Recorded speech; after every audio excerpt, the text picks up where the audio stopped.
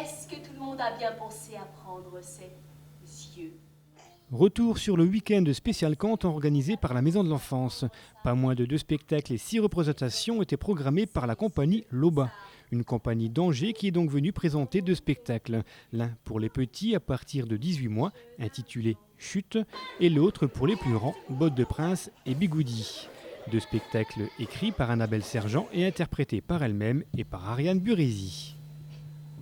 C'est un petit garçon, au ventre de son, au gosier de pigeon, au menton fourchu, à la bouche d'un... Pour comprendre ce qui peut se passer dans la tête d'une conteuse, nous avons rencontré Annabelle Sergent à sa sortie de scène.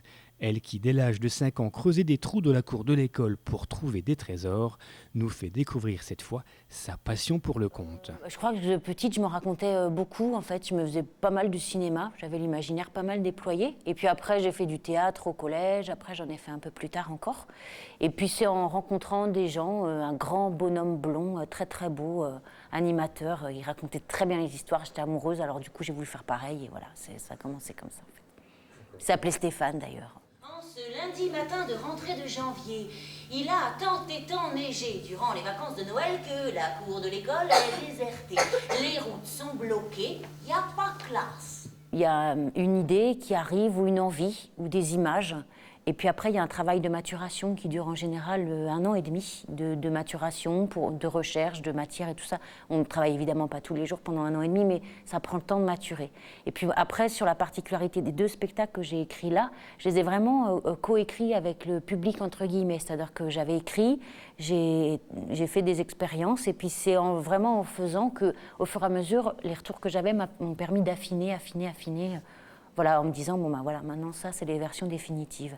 Donc c'est la particularité, c'est ça. C'est-à-dire qu'avec le jeune public, il donne tellement aussi en retour que ça modifie de toute manière le spectacle. Le chignon de la mémé.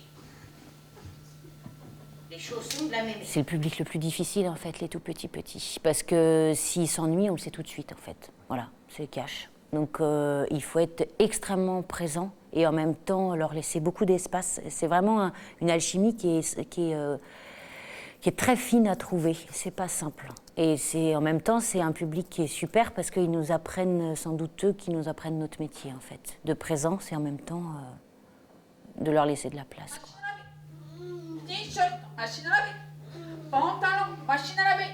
Elle met la lessive, appuie sur le bouton, ferme la... Après le spectacle Chute, savoureux mélange de théâtre et de conte, tournant autour du thème du sommeil et de la nuit, Annabelle Sergent a présenté en soirée Bottes de Prince et Bigoudi.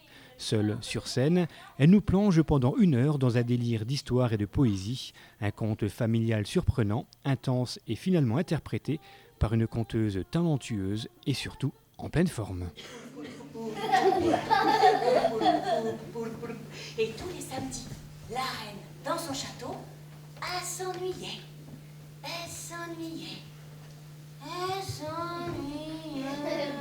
Bon, en gros, c'est l'histoire C'est l'histoire d'une petite fille qui s'appelle Jeanne, qui a 7 ans et qui va découvrir, en fait, qui aimerait bien tenter l'aventure, qui a une grand-mère qui est fée et qui découvre, en fait, une très très vieille histoire, l'histoire de Blanche-Neige, et qui se rend compte que la princesse, elle est encore vivante 700 ans plus tard, puis qu'elle attend toujours son prince, et le prince n'est toujours pas venu, et il serait grand temps qu'il arrive.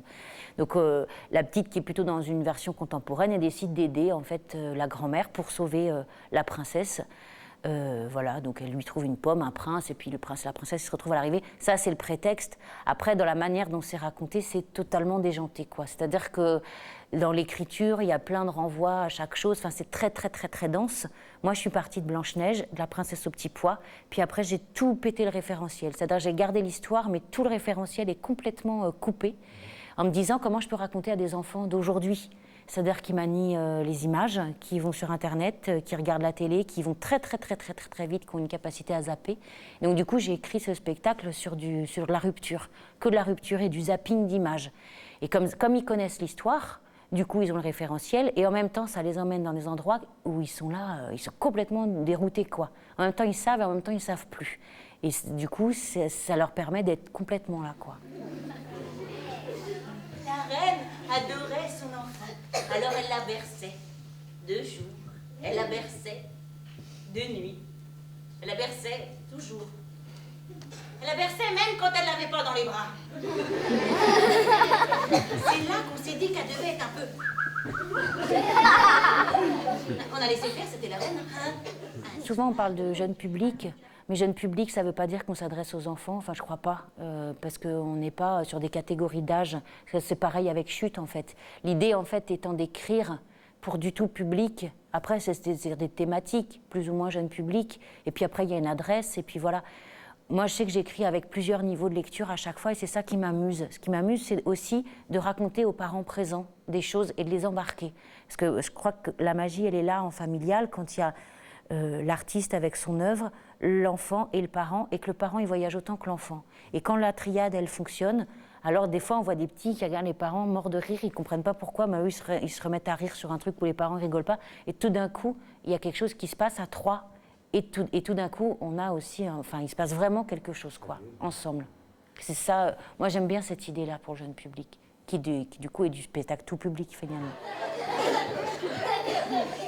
Tous les samedis soirs, le papa allait noyer son gros chagrin de roi. Et comme c'était un très très gros chagrin, ça a duré 5 années. Jusqu'à ce qu'un jour, la porte du palais s'ouvre.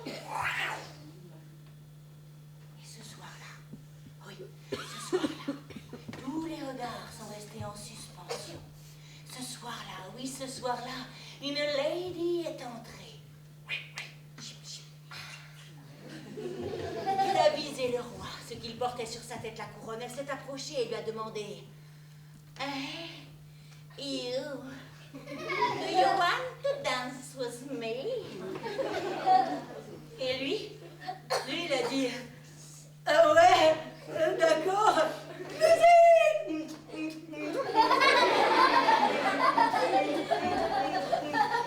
Et au milieu de la nuit, alors que la tête du roi tournait, la lady a demandé You, do you want to marry me? Et lui, il a dit ah ouais, d'accord.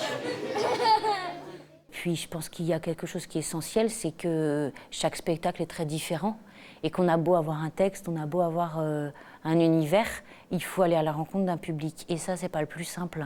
On peut être sur des rails et en fait, il faut avoir la capacité chaque jour de pouvoir ouvrir vraiment son écoutille pour savoir ce que renvoie le public et l'utiliser et avancer. Et voilà, je crois que dans ces conditions, on peut embarquer les gens avec nous. Sinon, on fait notre spectacle, puis on reste à la porte, et puis voilà, quoi. Ce jour-là, Albert a 5 ans. Et il est en grande section de maternelle.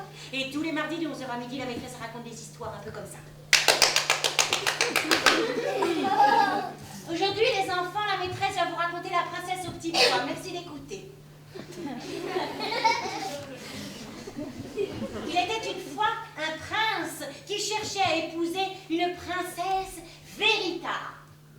Le spectacle, il est fait pour tout le monde. Il y a énormément de spectacles en France qui sont proposés pour vraiment les gens, le peuple. Et c'est pas du tout péjoratif ce que je dis, vraiment. Et que la culture, c'est fait pour tout le monde. Et qu'il y a personne qui est bête et qui peut rien comprendre. Enfin, je pense que... je viens d'un milieu populaire et c'est ça que j'ai entendu quand j'étais petite. Et je crois qu'en fait, voilà... Moi, je me dis, avant de rentrer en scène, j'ai envie qu'il se passe quelque chose avec les gens. Et je pense que les gens qui ont envie, ou en tout cas qui osent pas, ou je sais pas, voilà, juste envie qu'il se passe quelque chose ensemble. On ne va rien apprendre, nous, les comédiens, aux gens. On va rien leur apprendre. On n'a rien à leur apprendre, on n'est pas des pédagogues. Vous leur donnez du bonheur. Voilà, c'est ça, c'est de partager vraiment un moment collectif. Et ça, c'est rare dans notre société, des moments collectifs. Des moments collectifs comme celui-là, le public de la Maison de l'Enfance en redemande. Eh bien, ça tombe bien, car le prochain spectacle aura lieu dès le 6 décembre à 14h30, et cette fois à l'Espace culturel, avec le retour de Cécile Bergam et de son spectacle Grand-mère Lumière. Ce même week-end, des 6 et 7 décembre, la compagnie S'appelle Revient présentera quant à elle, à la Maison de l'Enfance, un nouveau spectacle visuel et musical pour les enfants de 18 mois à 4 ans. Réservation, bien entendu, fortement très conseillée à la Maison de l'Enfance.